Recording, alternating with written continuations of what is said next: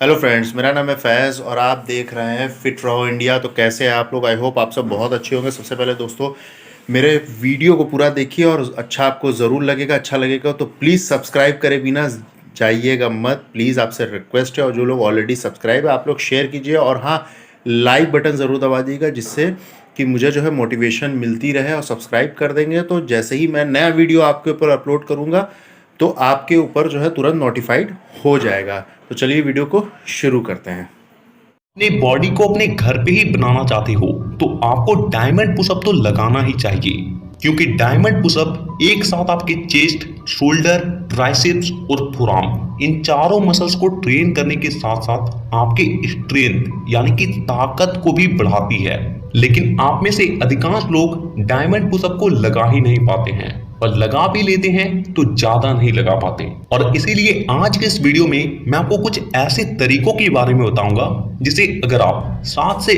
8 दिन भी फॉलो कर लेते हो ना, तो आप बड़ी ही आसानी से डायमंड पुशअप को लगाने लग जाओगे। तो आते हैं अपने पहले तरीके पे। तो देखिए, आपको सबसे पहले ये बात समझनी जरूरी है कि अगर आपको डायमंड पुशअप लगाना है तो आपके ट्राइसेप्स का स्ट्रांग होना बेहद जरूरी है, क्योंकि जब आप डायमंड पुशअप लगाते हो तो सबसे ज्यादा स्ट्रेस आपके ट्राइसेप्स पे ही पड़ती है, और इसीलिए आपको सबसे पहले अपने ट्राइसेप्स को स्ट्रॉन्ग बनाना पड़ेगा।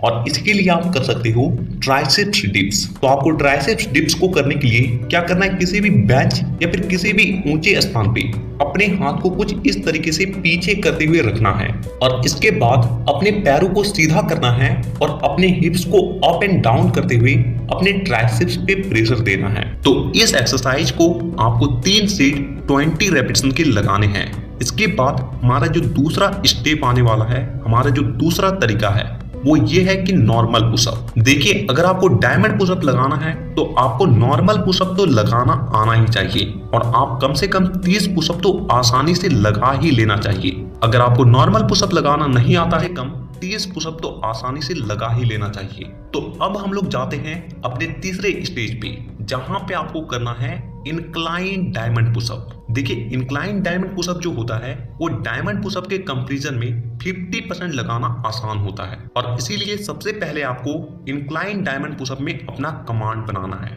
देखिए, इंक्लाइन डायमंड पुशअप को करने के लिए आपको किसी भी बेंच के ऊपर में या फिर किसी भी डब्बे के ऊपर में अपने दोनों हाथों को पास पास करके रखना है, और इसके बाद अपने पूरे बॉडी को स्ट्रेट रखते हुए कुछ इस तरीके से आपको इंक्लाइन डायमंड पुशअप को लगाना है। तो आपको इंक्लाइन डायमंड पुशअप को 3 सेट 12 से 15 रेपिटेशन के लगाने हैं। तो अब हम लोग आते हैं अपने चौथे स्टेज पे, जहां पे हम लोगों को करना है नी डायमंड पुशअप। तो देखिए, आपको नी डायमंड पुशअप को करने के लिए आपको सबसे पहले अपने दोनों हाथों को जमीन पे पास पास रखते हुए एक डायमंड का शेप क्रिएट करना है, और इसके बाद अपने पूरे बॉडी को पुशअप के पोज में लाते हुए अपने नी को जमीन पे रखना है और कुछ इस तरीके का पोस्चर परफॉर्म करना है। तो आपको नी डायमंड पुशअप को 3 सेट 15 रेपिटेशन के लगाने हैं। तो अब हम लोगों का जो 5वां स्टेज होने वाला है वो है क्लोज ग्रिप पुशअप। तो आपको क्लोज ग्रिप पुशअप में क्या करना होता है कि अपने दोनों हाथों को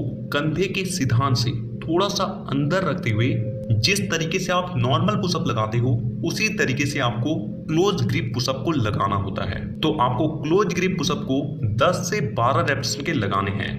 तो इन 5 तरीकों को जैसे ही आप 6 से 7 दिन तक रेगुलर फॉलो करोगे तो 8वें दिन आप बड़ी ही आसानी से डायमंड पुशअप को लगाने लग जाओगे, क्योंकि ये जो एक्सरसाइज है ना, ये आपके उन मसल्स को स्ट्रांग बना देगी जो कि आपको डायमंड पुशअप लगाते वक्त मदद करती है। तो अब हम लोग डायमंड पुशअप लगाने का भी सही तरीका जान लेते हैं, ताकि आप इसे सही तरीके से करें और आपको इसका पूरा बेनिफिट मिल सके। तो आपको डायमंड पुशअप को करने के लिए सबसे पहले अपने दोनों हाथों को पास पास लाते हुए जमीन पे रखना है और कुछ इस तरीके से एक डायमंड का शेप क्रिएट करना है, और इसके बाद अपने पूरे बॉडी को पुशअप के पोज में लाते हुए पूरा स्ट्रेट रखना है। और आप जिस तरीके से नॉर्मल पुशअप लगाते हो ठीक उसी तरीके से आपको पुशअप लगाना है।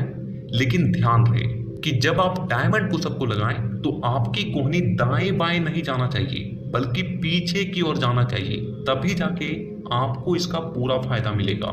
दूसरी बात कि आपको रेंज ऑफ मोशन का भी पूरा ध्यान रखना है। आपको पुशअप ना तो ज़्यादा तेजी से लगाना है और ना ही बहुत ज़्यादा धीरे। आप आराम से अपने मसल्स पे प्रेशर देते हुए, उसे फील करते हुए धीरे धीरे नीचे जाएं और धीरे धीरे ऊपर आएं। और एक बात कि पूरा नीचे जाना है और पूरा ऊपर आना है।